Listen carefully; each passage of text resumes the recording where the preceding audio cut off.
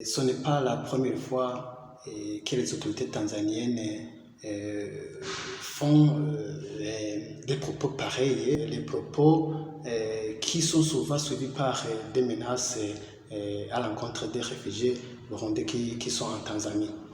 La situation sécuritaire dans les camps de réfugiés en Tanzanie, comme d'habitude, c'est toujours des menaces.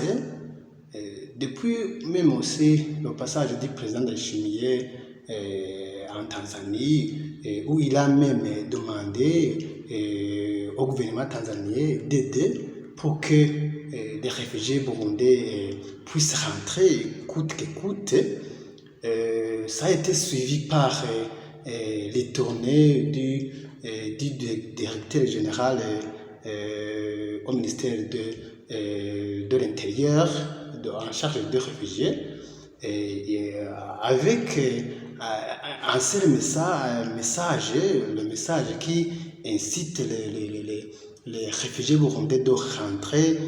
Si on ne rentre pas, il y aura des problèmes, etc.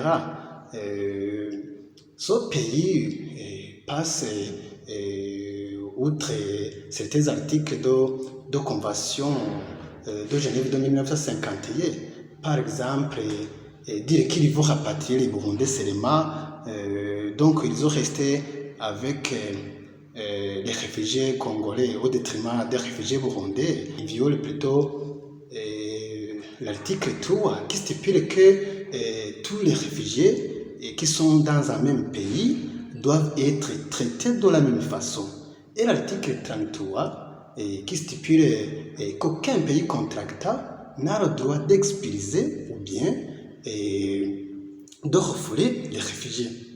C'est pour cette raison alors que nous demandons aux autorités tanzaniennes de sécuriser les réfugiés burundais plutôt que de les rapatrier forcément. Nous demandons aussi au HCR de plaider pour les réfugiés burundais.